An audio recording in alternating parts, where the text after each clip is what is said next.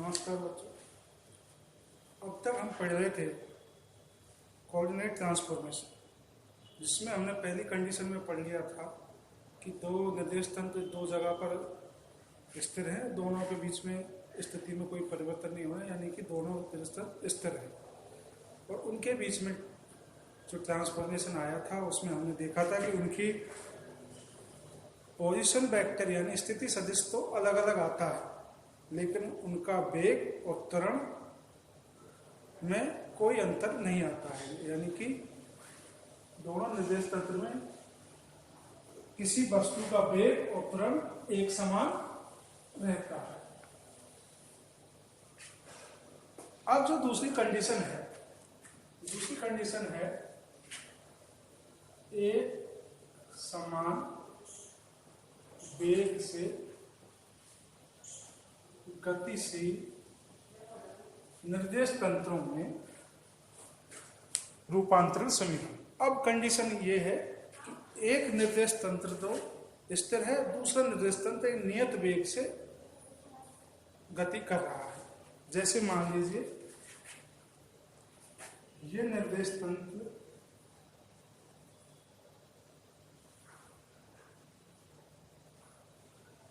S है और इसका ये y अक्ष है, ये x अक्ष, ये z अक्ष है और ये इसका ओरिजिन, और ये कैसा है? स्थिर है।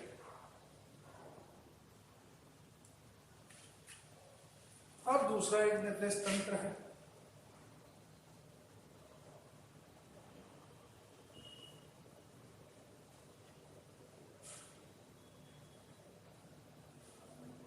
ये एक निर्देश तंत्र है, इसका नाम है S डैश, ये y अक्ष, y डैश, ये x डैश और ये z डैश। लेकिन ये v वेग से इस दिशा में गतिशील है। किस वेग से गतिशील है? v वेग से। ठीक है, ये शुरुआत में जब हम घटना को देख रहे थे, किसी भौतिक घटना को, शुरुआत में ये यहाँ था t0 समय पर, t बराबर 0 समय पर ये एक दूसरे के ऊपर संपातित थे, एक दूसरे के ऊपर आरोपित थे। और लेकिन t समय बाद ये यहां चला गया, तो ये डिस्टेंस कितनी होगी? t समय में कितनी दूरी तय करेगा? इसका वेग v है, तो दूरी कितनी आएगी? bt। तो ये डिस्टेंस, जो डिस्प्लेसमेंट है, ये विस्थापन है, ये कितना आएगा? bt।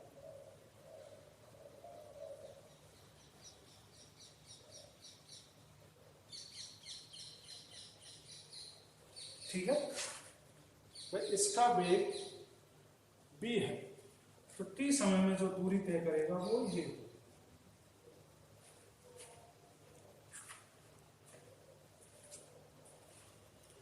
अब इसमें कोई बिंदु यहां पर P बिंदु है, जिसका इस निर्देश तंत्र में इसका वेक्टर है r dash vector, position vector इसका है। इस निर्देश तंत्र में इसका जो पोजीशन वेक्टर है वो r वेक्टर है।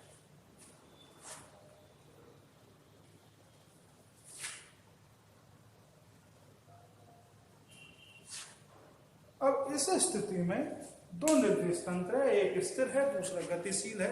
तो इस स्थिति में जो कोऑर्डिनेट ट्रांसफॉर्मेशन है वो क्या होगा, वो हम यहाँ निकालेंगे। कोऑर्डिनेट ट्रांसफॉर्मेशन मैं आपको पहले बता चुका हूँ कि एक ही घटना को कहीं दो निर्देश तंत्रों में देखने पर उनके कोऑर्डिनेट्स में जो रिलेशन आता है वो कोऑर्डिनेट ट्रांसफॉर्मेशन कहलाता है। रिलेशन का मतलब दोनों निर्देश तंत्रों के निर्देशांकों में एक संबंध स्थापित हो समीकरण के द्वारा, तो उस समीकरण ही कोऑर्डिनेट ट्रांसफॉर्मेशन कहलाती है। अब इसमें देखिए जरा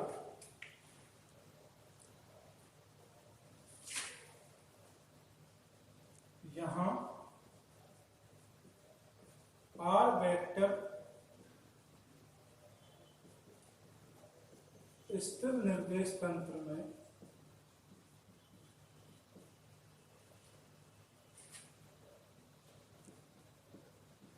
स्थिति सदिश है। तो आर डैश वेक्टर गतिशील निर्देश तंत्र में स्थिति सदिश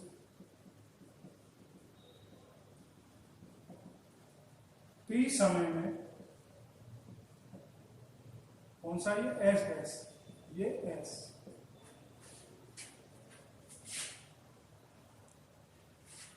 टी समय में एस डैश निर्देश तंत्र द्वारा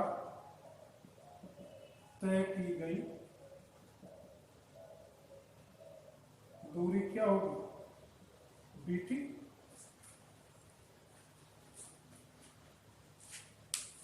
ठीक है, और ये एक स्थिति सदिश है।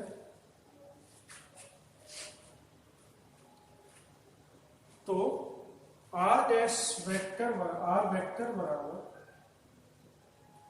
आर डैश वेक्टर बराबर बीटी वेक्टर, ये पूरा एक सदिश बनेगा स्थापन है।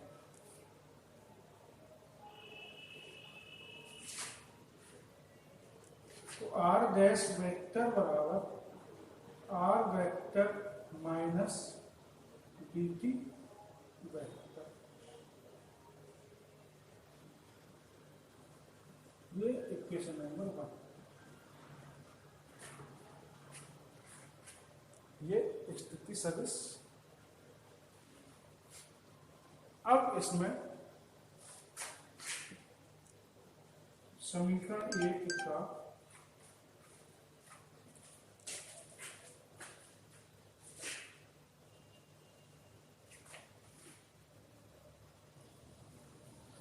समीकरण 1 का समय के सापेक्ष अवकलन करेंगे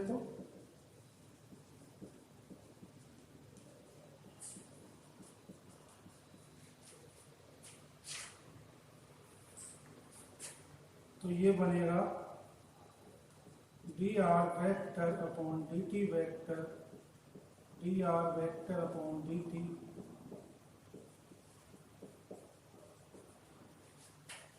तो ये यहां से आएगा बी डैश वेक्टर बराबर बी वेक्टर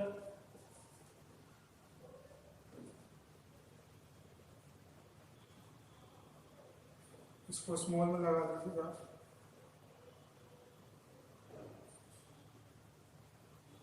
ठीक है। तो ये एक इक्वेशन आती है। और इसी प्रकार इसकी त्वरण निकालेंगे